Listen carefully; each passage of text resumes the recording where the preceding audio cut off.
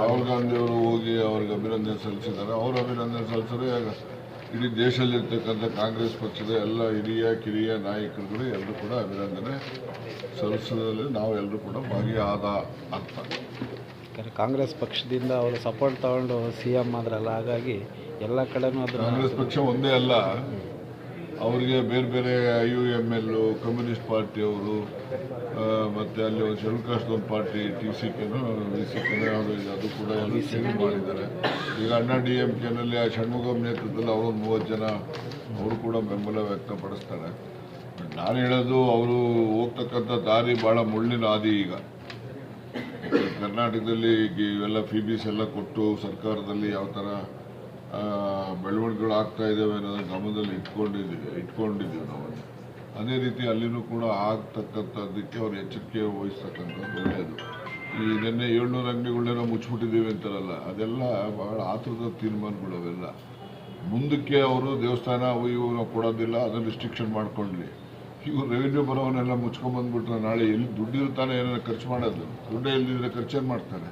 So ಅದರಿಂದ ಕೆಲವು ಆತುರದ ತೀರ್ಮಾನ ಏನು ಮಾಡ್ತಾರೆ, ಅದು ಅವರಿಗೆ ಎಕ್ಸ್ಪೀರಿಯನ್ಸ್ ಇಲ್ಲ ಅಡ್ಮಿನಿಸ್ಟ್ರೇಷನಲ್ಲಿ ಅಂತ ತೋರಿಸ್ತದೆ. ಅಂತರ ಬಗ್ಗೆ ಎಲ್ಲ ಎಚ್ಚರಿಕೆ ಇರಬೇಕು ಅಂತಕ್ಕಂಥ ಒಂದು ಕಿವಿ ಮಾತು ನಂದು. ಸ್ಟಾಲಿನ್ ಬಂಗಾರದ ಬಗ್ಗೆ ಹೇಳಿದ್ದಾರೆ, ಬಂಗಾರ ಖರೀದಿ ಮಾಡಬೇಡ್ರಿ.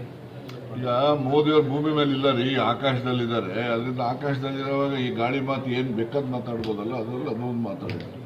ಅವ್ರು ಭೂಮಿ ಮೇಲೆ ಇದ್ದು ಮಾತಾಡಿದ್ರೆ ಏನಾದ್ರು ಅರ್ಥವಾಗ್ತದೆ. ಭೂಮಿ ಮೇಲೆ ಇಲ್ಲಲ್ಲ. ಈಗ CM ಕುರ್ಚಿ ಕರ್ನಾಟಕದಲ್ಲಿ ಅಲಗಾಡ್ತಿದೆ ಅಂತ ಹೇಳಿದ್ರು. ಅವ್ರದ್ದು ಕುರ್ಚಿ ಅಲಗಾಡ್ತಿದ್ದೋ ಇನ್ನೊಬ್ರದ್ದು ಅಲಗಾಡ್ತಿದ್ದೋ ಯಾವುದನ್ನು ಅವ್ರಿಗೆ ನಮ್ಮ ಪಕ್ಷದ ವಿಚಾರ ಅವ್ರು ಯಾಕೆ ಹೇಳಬೇಕು? ಅವ್ರಿಗೂ ಇದಕ್ಕೆ ಏನು ಸಂಬಂಧ?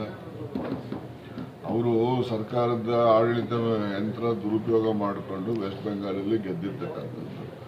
ಆಯ್ತಲ್ಲ, ಇಲ್ಲಿ ಜನಾದೇಶ ಇದೆ, ಜನಾದೇಶಕ್ಕೆಲ್ಲ ತಲೆ ಬಾಗ್ತದೆ. ಮುಂದೆನೂ ಕೂಡ ಇದೇ ರೀತಿ ಇಂದಿರಾ ಗಾಂಧಿ ಅಂತವರೇನೆ ಸೋತೋಗ್ತಾರೆ ಸ್ವಯಂ ಆಗಿ. ಅವ್ರ ಹೆಸರು ಮೇಲೆ 200 ಜನ MP ಗಳು ಗೆಲ್ತಾರೆ, IMನೇ ಸೋತೋಗ್ತಾರೆ. ಅದರಿಂದ ರಾಜಕಾರಣದಲ್ಲಿ ಪಾಪ್ಯುಲಾರಿಟಿ, ಇಂಡಿವಿಜುವಾಲಿಟಿ. ಈಗ ಅಫ್ಕೋರ್ಸ್ ಇಂದಿರಾ ಗಾಂಧಿ ನಂತರ ಯಾರೋ ಒಬ್ಬ ಮಾಸ್ ಲೀಡರ್ ಅಂದರೆ ಮೋದಿನೇ. ನಾವು ಮೋದಿ ಹೊಗಳ್ಬಿಟ್ಟ ಅಂತ ಹೇಳಿ ನೀವೇ ಬರ್ಕೊಂಡ್ರೆ ನಮ್ಮವರೆಲ್ಲ ಕಣ್ಣು ಕೆಂಪು ಮಾಡ್ಕೊಂತಾರೆ. ನಾನೇನು ಹೊಗಳೋದಲ್ಲ, ವಾಸ್ತವಾಂಶ ಹೇಳೋ ಅಂಥದ್ದು. ಅದರಿಂದ ಹೇಳಿದ್ದಾರೆ, ಆಕಾಶದಲ್ಲಿದ್ದಾರೆ. ಅವರು ಭೂಮಿಗೆ ಬಂದ ಮೇಲೆ ಗೊತ್ತಾಗ್ತದೆ ಅವ್ರಿಗೆ ಕಷ್ಟ ಸುಖ ಏನು ಅಂತ. ಬಿಜೆಪಿಯವರು ಇಂದಿರಾ ಗಾಂಧಿ 1962 ಹೇಳಿದ್ರಲ್ಲ, ಬಂಗಾರ ಖರೀದಿ ಮಾಡಬೇಡ್ರಿ, ಅದನ್ನ ಪೋಸ್ಟ್ ಮಾಡ್ಕೊಂಡು ಇದು ಮಾಡ್ತಾರೆ. ಇದ್ರ ಬಗ್ಗೆ ಇಂದಿರಾ ಗಾಂಧಿಯವರು ಹೇಳಿದ್ರು ಅಂತ ಇಟ್ಕೊಳ್ಳೋಣ. ಅವತ್ತಿನ ಪರಿಸ್ಥಿತಿನೇ ಬೇರೆ. 62ರಲ್ಲಿ ಹೊಟ್ಟೆಗೆ ಅನ್ನನೇ ಇರಲಿಲ್ಲ, ಅವತ್ತು ಬರಗಾಲ ಬೇರೆ ಇತ್ತು. ಅಂಥ ಕಾಲದಲ್ಲಿ ಜನ ನೆಮ್ಮದಿಯಿಂದ ಇರಲಿ ಅನ್ನೋ ದೃಷ್ಟಿಗೆ ಯಾವುದೋ ಲೆಕ್ಕಾಚಾರ ಹಾಕಿ ಹೇಳಿರ್ತಾರೆ. ಆ ಪರಿಸ್ಥಿತಿ ಇವತ್ತಿಲ್ಲ.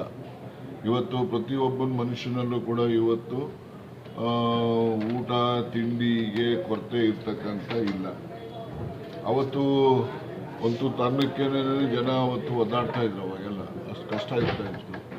ಅಂಥ ಕಾಲದಲ್ಲಿ ಆವತ್ತಿನ ಕಾಲಕ್ಕೆ ಅವರು ಆ ತೀರ್ಮಾನ ಸರಿ ಇರ್ಬೋದು. ಬಟ್ ಇವತ್ತಿನ ಕಾಲಕ್ಕೆ ಅದು ತಾಳಮೇಳ ಆಗಿ ಹೊಂದಾಣಿಕೆ ಆಗೋದಿಲ್ಲ. ಅದು ಹೇಳಿದ್ದಾರೆ ಪ್ರಧಾನಮಂತ್ರಿ, ದೇಶದ ನಾಯಕ ಹೇಳಿದ ಮೇಲೆ ಆಯಿತು, ಜನ ಕೇಳಲಿ ಬಿಡಿ, ಏನು ತಪ್ಪೇನಿದೆ.